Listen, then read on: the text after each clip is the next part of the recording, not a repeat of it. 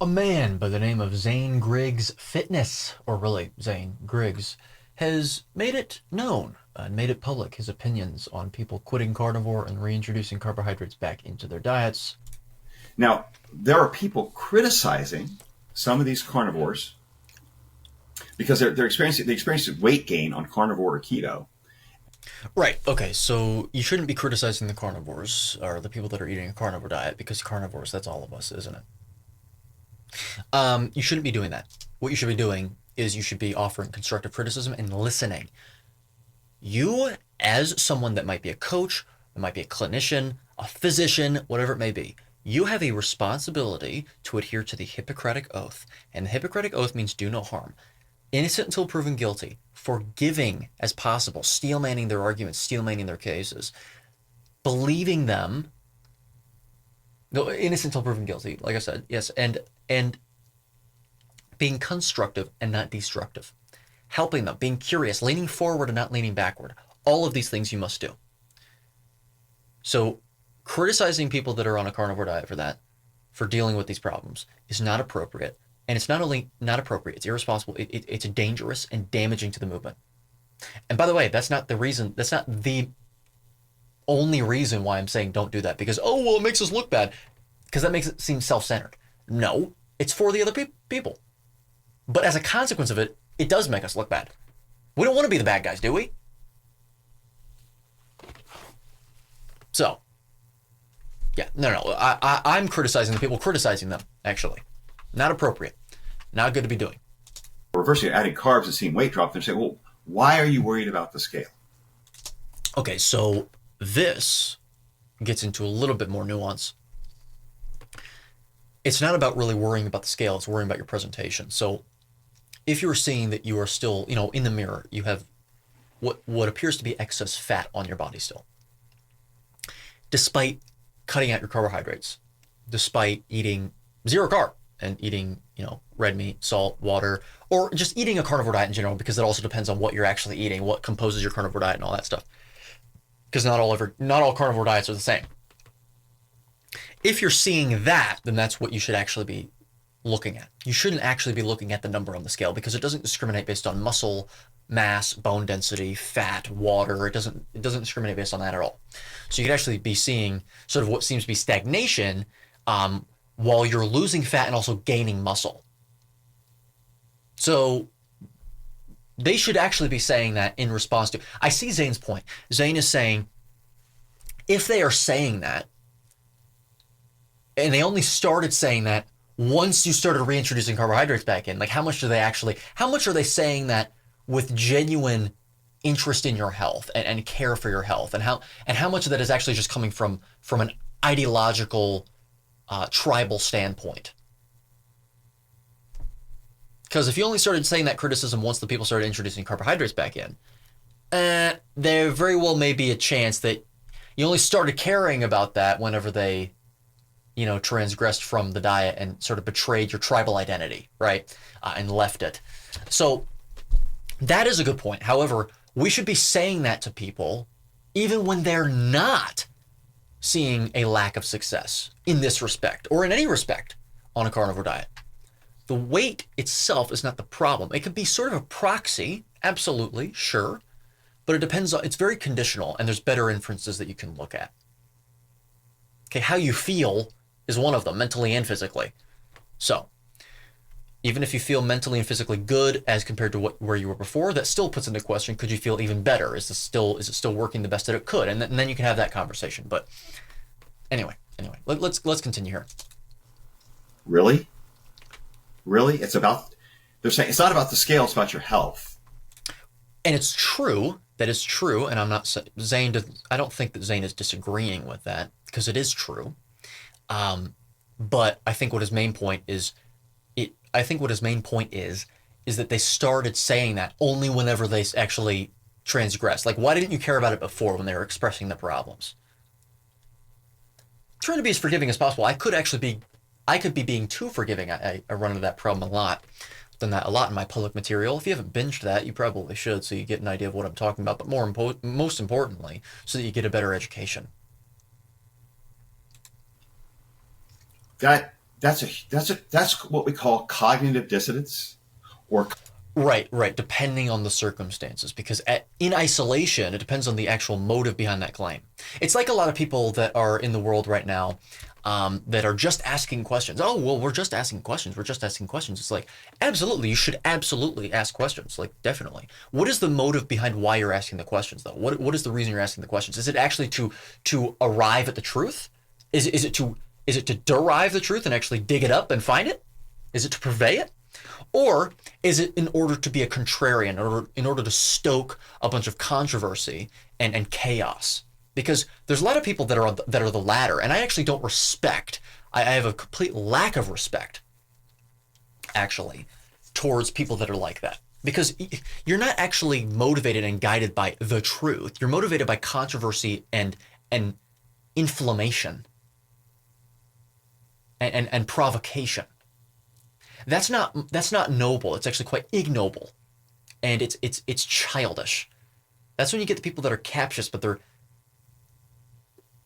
they're oriented not towards the truth in the first place. So I mean, captiousness is being trivially pedantic. It's being meticulous with words. It's being meticulous with logic and all that, when you're not actually motivated and oriented towards the truth. That's when it becomes a problem. So I think this is a very similar phenomenon. The claim itself isn't the problem. Asking the question isn't the problem. It's the motivation behind it. Are you doing it in order to make people feel bad? Are you doing it in order to, are you leaning backward and casting stones? Or are you actually leaning forward and listening and saying, hey, and suggesting with humility and with genuine good intention? So I could be completely wrong about Zane meaning that. I hope I'm not, because if I am wrong, I would be saying different things about it. But let's continue here. Information bias, maybe. The reason the majority... Okay, so we're talking about the reason the majority of people get on a... so I presume he's going to say carnivore diet. A low-carb diet is to lose weight. Okay, yes, that's true. However, that's not the reason I advocate for it. The reason I advocate for it is because a carnivore diet that is properly tenured, properly fortified according to the principles of indication is the most indicated diet for our speciation across our genome, with very minimal variation given the ubiquity of human beings across the last 13,000 years. That has been increasing since the last 13,000 years according to the Darwinian principles of evolution. That's why. It is the most indicated diet for our speciation. From every inference we have, that includes comparative anatomy, chemical and observational paleoanthropology, certain elements of our biochemistry, all that stuff. And other elements of logic, by the way. And by the way, the word logic has a negative connotation. Well, I don't even know if it has negative connotations, but it has connotations that deviate away from the actual connotations that the formal term has, which is the ones that I was actually implementing and employing. I don't mean logic as in like facts and destroyed with facts and logic. I mean logic like the formal word logic. A lot of people, we've lost the ability to discern between the two, for good reason, by the way. I mean, there's substantial reason why that happened, but anyway, I want to clarify that's how I mean it. I don't mean it in a facetious, sort of flippant, backhanded way. But yeah, okay. Yeah, so to lose weight, sure, and it seems pretty effective at that. Absolutely. And or lower their blood glucose. Right, because they're diabetic. But yeah, and I would agree that those are the two primary reasons why people embark upon a carnivore diet. Yes. But if the end result is they're gaining weight and their blood glucose is going up. Right. Now, hold on a minute. Again, we want to be careful with the word weight. The implication here is that the person is gaining fat. However, if you actually mean, literally speaking, that they're gaining weight, that's not necessarily a problem. We already covered that in the beginning. If they're getting like 20 pounds in like 2 weeks or something, well then, yeah, you didn't gain that much muscle that fast, okay? So it's just a matter of, we need more details. It depends on the circumstances. But with respect to the second part, if your blood glucose is going up, a lot of times what can happen is your fasting blood glucose can go up on a carnivore diet, as well as your HbA1c. But that's not necessarily indicative of a problem, because if you run a fructosamine assay on people, along with a reticulocyte production rate, and look at their HbA1c and form a composite inference, you can actually see that they're really suffering less glycation damage. So they're healthier typically. in that respect, according to that criterion. So that also matters. Um, but sometimes it is still a problem, and it seems that they still have some insulin resistance. Because as much as insulin resistance isn't a pathology, we want to make sure that we convey that that's not a pathology. Okay, insulin resistance. Say it with me. Insulin resistance is not a pathology in any form. So now that we got that out of the way, what we want to talk about is what we want to still say is that you can still have that phenomenon being exhibited that is being caused by something deeper. That being, you've gotten yourself into a pheno. Let me slow down. Let me restart. Not really restart, but let me restart that one sentence. A lot of people can have problems with carnivore because of the way that they transition, but also because of the phenotype that they approach the diet with. What have they already done to their bodies? Are you already super overweight, diabetic? You might have problems going carnivore that you might need to talk to a coach about these problems and navigate that. Okay, like I have no problem with people deviating away from a carnivore diet to get themselves back to a level where, they're less diabetic, if not completely ameliorated from their diabetes, and less fat, because whenever their carnivore diet embarkation happened, and no matter how much they actually manipulated it, they still didn't lose weight, they still didn't put their diabetes into remission. That seems to be a small minority of people, but that doesn't mean they don't matter. I would have no problem saying, okay, well, maybe we should introduce some more plants or use some carbohydrates still to get you down there to the point where you can eventually adopt the carnivore diet. That's important to do. Again, Hippocratic Oath, being a responsible physician, clinician, coach, whatever it may be. You want to do that for people. So, I just wanted to cover that because there's a lot of nuance here that's not being covered, precisely because this is a quick video. This isn't his fault. Quick videos have utility. My videos are not quick because I cover all the nuance, and I don't like sacrificing that nuance, because typically what's implied, whether the implication is purposeful or not, or is intentional or not, whenever you leave the nuance out, is that you aren't recognizing or acknowledging the nuance. So people in your comments will go, no, you're missing this, you're missing that. And then the other person might go, no, I already knew that, but I was making a 60-minute video or a 60-second video. 60 minutes? That's my job. Anyway. So let's continue. Why be on the diet?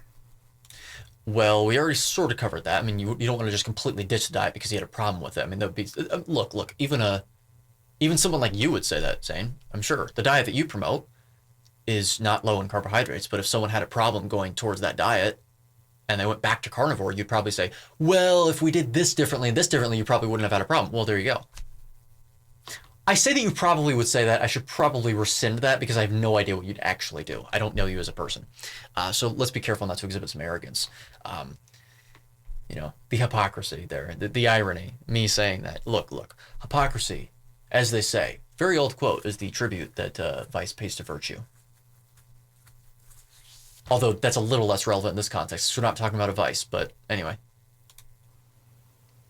What's healthy about it?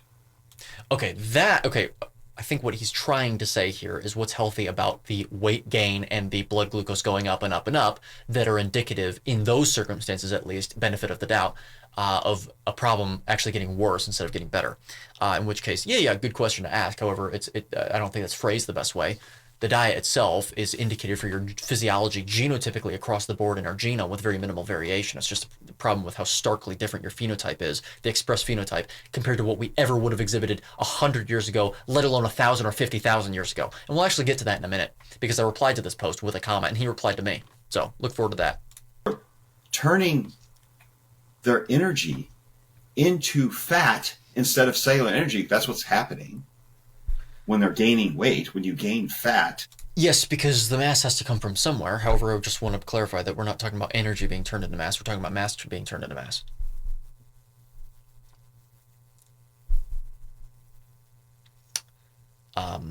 Yes, what is happening is they're not oxidizing a lot of that substrate. They're storing a lot of it. The mass has to come from somewhere. And according to the hormonal signaling, according to the amount of mass introduced, according to other variables as well, they're storing onto it instead of using it for cellular ATP creation. That's because your body is turning the food you ate into storing it as fat instead of turning it into cellular energy or burning it up as heat. Correct. I'm actually glad he mentioned that, because uncoupled mitochondria play a role in that in fat cells. Then that's a problem. That's a metabolic dysfunction. Yes. Well, metabolic dysfunction, I'll accept it. However, being the pedant that I actually am, yes. Your metabolism is doing exactly what it's supposed to do given the circumstances. It's not that it's even really dysfunctional. If your blood sugar, your fasted blood sugar is going up in the process, Not necessarily a problem, but I'm being as forgiving as possible because you're talking about in situations where you can prove that it is, fine. another sign of metabolic dysfunction. So the Depending on the circumstances, yes. super low carb or no carb diets are causing metabolic dysfunction. But if No, hold on a minute. Wait, did you say that that doesn't mean that? Let me restart this. so the super low carb or no carb diets are causing metabolic dysfunction. But No. Okay, Zane, absolutely not. You cannot responsibly make that claim. I'm sorry, Zane. No. all you can see is they're not following an ideology, and you say it's not about your weight. Yeah, so that's the problem. Focus on that part. That is a major problem. It's not about your blood sugar. It's about your health. Seriously, you're blind. You're part of the problem. You Yes, those types of people are parts of the problem. Yes, I'd already covered that. have put health or diet dogma, ideology as a higher priority than the actual health metrics, what your body's telling you. What your body's telling you, but you could also be reading the situation wrong depending on what we're talking about. In those situations, not saying that's as relevant, but Than the health outcome. You're making strategy more important than your health. okay, so that was basically the end of the video. So let's go ahead and take a look at my comment here. Okay, because this is important. This is important. I am a curious thinker. I crave and seek nuance. I have no problem with what others eat. It doesn't personally affect me. However, I have a bone to pick with the idea that someone having a problem with carnivore necessarily implicates the carnivore diet concerned. People can have many problems when adopting a diet that may be the most appropriate for a genome when their phenotype is so starkly different from what was ever experienced in the past 1,000 years, let alone 50,000. The claim that the diet itself caused metabolic dysfunction, quote unquote, is a step too far in the realm of responsible logic. Eat carbohydrates if you'd like. I don't recommend it unless there is strong evidence you have serious and ostensibly permanent damage from past eating behaviors. This is merely my opinion and nothing else. Pretty innocuous comment, but I decided to actually say something in response to this because of that one claim he made where it said, these diets are causing metabolic dysfunction. They are. Like, no, that's not true. That's not how things work. The phenomenon of causality is a very interesting one, philosophically. So this is what Zane replied with. Now, before I actually get into this response, I have probably read this about 30 times. I don't know if Zane was actually making a dig at me or if he was supporting me and maybe misinterpreting what I was saying. Innocent until proven guilty, benefit of the doubt. But let me know what you think, or obviously what would be best is if Zane actually clarified if he sees this video or something. But because he's the one that actually said it. But here's what he says. At e.goki_, thank you. This is exactly why I posted this. Closed-minded arrogance and a lack of understanding of physiology and history. There's no evidence of a culture that was 100% vegan or carnivore. They would all starve. Now, hold on a minute. Okay, so this is why I think that he may have been making a dig at me, or he was just, it's either that or he misunderstood what I was saying. That's an appeal to ignorance fallacy, first of all, and also, if it were true, and second of all, historically, that's not true. That is not true. How many plants did we acquire historically? How many plants were we eating? Can we digest fiber? No, we can't. So clearly we weren't eating a lot of it, or else there would be a positive selection pressure to redevelop a bigger cecum, because we actually used to, and then we didn't. Negative selection pressure imposed. Ostensibly because of the increased positive selection pressure imposed to increase our brain size. Energy sort of has to be taken from somewhere, you know? So, yeah, that's not, the vegan thing, that's absolutely true, but carnivore, not so much. Not so much at all. Not even close. These people are displaying the metabolic dysfunction because they adapted to carnivore after many months or years. I'm not even really sure what that means. I mean, is he saying that if you adapt to it over time, you actually get problems worse? I don't see any evidence of that. The adaptation causes the problems. I'm not, okay, so that was another thing. I've also read it over 30 times because I'm not quite sure what he meant, and I don't mean that in a backhanded way. I don't mean that in sort of a gaslighting way. Like, what the fuck are you even saying? I'm trying to figure it out. I'm not really sure what he's trying to say. I didn't really respond because I was like, well, I didn't have the energy to continue this whole comment thread. I'd rather just speak. But I did decide to make a video on it because, well, I'm not a fan of that claim. Carnivores causing metabolic dysfunction. No, it's usually solving it. So anyway, Zane also made a post later after that, I believe. Well, I mean, I know that he did, which was talking about, he said something else. Yeah, so here's another claim that he makes here. I'm not going to actually show the full post. I'm just going to show the caption here, which is, not only are dietary carbohydrates optimal, his opinion, it appears they're necessary for, and they're not. So whatever he's going to say, they're not. They're not necessary for it. Particularly in the amount of grams that he's consuming them, which, according to this post, by the way, 60% plus grams of carbs, or 60% plus of his probably calories, because that's what everyone uses, which is a completely ridiculous unit of energy intake, because you're not actually intaking energy. That's not happening. But that's probably what he means. So over 6% coming from carbs, by the way. It appears they're necessary for lower stress hormones. No, so again, with the whole stress hormones thing, there's no such thing as a stress hormone. There is a hormone. Okay? So, no, I've already covered that before. I'm trying to really finish this up, so I'm going to sacrifice some more of my actual reasoning that underpins these convictions I'm making. So it's going to make it sound like it's a little more based in ignorance, but it's not. Binge my videos and or buy my book. I recommend doing both to learn more about why I'm saying that. Healthy thyroid function. Okay, according to you, it doesn't necessarily mean that it is. Normal blood glucose. Oh, normal. Normal. Good. Yes, because we should all be striving to be normal in every single sense. Optimal performance and recovery. Good. Cool. Well, that's great. That's great. Healthy metabolic function. Okay, according to you. According to what? According to whom, on the basis of what? I personally experienced and hear from more and more people who have restricted carbs for an extended period of time. Negative impact on the issues above, which resolved after adding carbs back to their diet in varying amounts.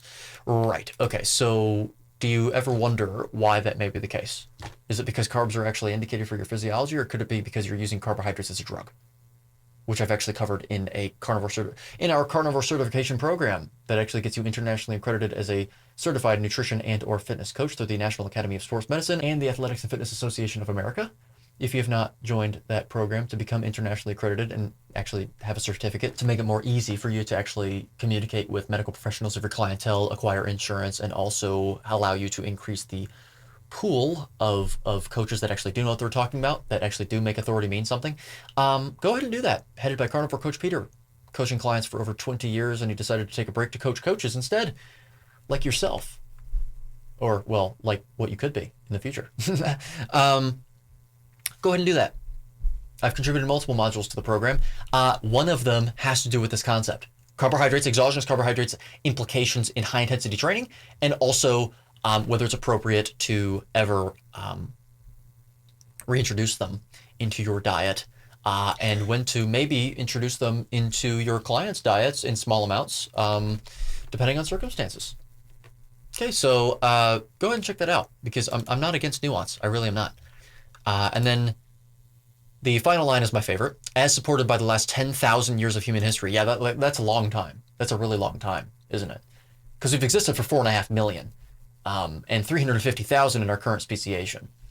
And we've been eating any substantial amount of simple carbohydrates, but even then not really too substantial until the last 100 or few hundred years, but especially the last 100 due to the technological revolution, the second industrial revolution, for 13,000 years. So what's 13,000 divided by 350,000 and then times 100 for the percentage of time that we've actually been doing that? And then there's also a comment that criticizes him for hosting a documentary, the Animal film, the Animal documentary, and then starting to promote fructose and carbohydrates. Yep, I mean, I understand the criticisms there. To be extremely fair, there's always there's always the chance that you'll change your mind in the future about something. So just because he was in a documentary espousing a certain viewpoint, that doesn't necessarily mean that he has to be, restricted to that. Obviously, like doesn't mean he can't change his mind and that he's forever tethered to that ideology. The problem that I had with someone like Rob Sywes doing this was because while he was doing the video about talking about how you should be eating lots of carbohydrates all the time because you just want a blood marker looking a certain way, he had the animal hat on in the video. I can link that in the top right corner of the screen, by the way. That was just ridiculous. Why are you doing that? You don't support the positions that you held in that movie anymore, so stop wearing the hat. So that is look, at least he said, well, in my experience, based on what I've seen, blah, blah, blah. Fine. But I think there was a little shred of arrogance in there. Doesn't really sit right with me. But anyway, okay. We covered that. Look, there's a lot of people that are just, they still continue to deviate away from carnivore and to start introducing carbohydrates back in because, oh, well, you throw your hands up in the air because something might have happened with their clients or something. We can fix this issue. This isn't necessarily a problem with the carnivore diet. The carnivore diet. Okay, we need to evaluate certain things. We need to really, really scrutinize. Yes, question everything, absolutely, including the reasons as to why these people might be feeling the way that they are. Yes, question yourself, always. Also, question the other things before you adopt the next thing. This is my thing about we live in a very conspiratorial realm nowadays in the world, and people are always like, well, we got to question everything. It's like, yes, including the conspiracy theories. they may be correct. Yes, look. You think I'm averse to accepting like hidden, surreptitious, clandestine nefariousness? No, I'm not. Read this book and you'll know I'm not. Look at what I said about the FDA.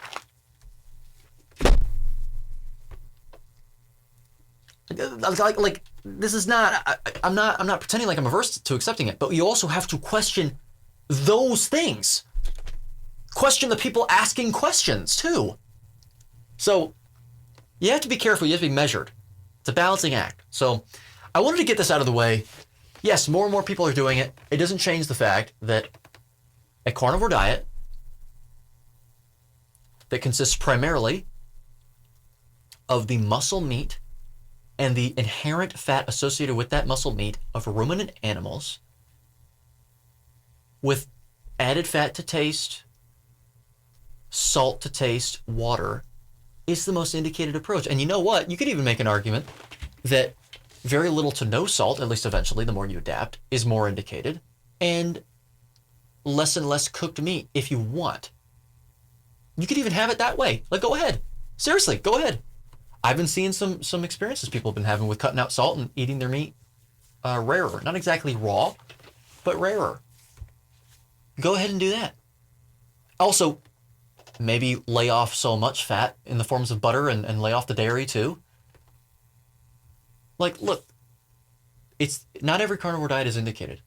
That one that I just laid out, from every inference we have, is. Stick to that.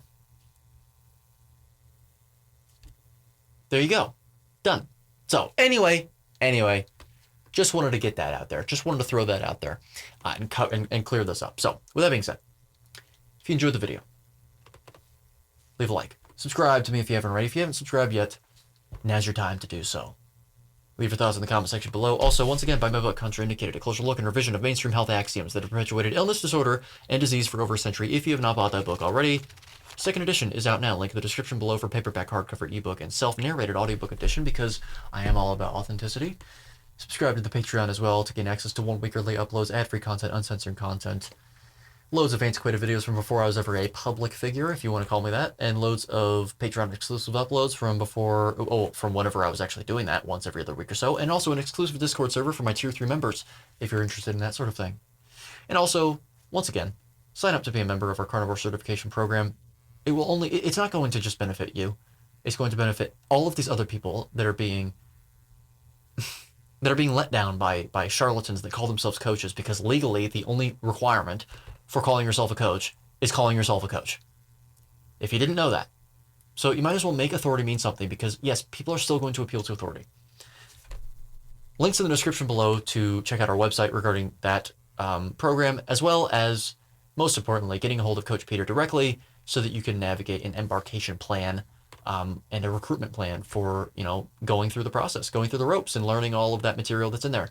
It's not just modules from me. We've got a food edition module from Dr. Sarah Zaldivar, very good module. I've watched it myself. I reviewed it.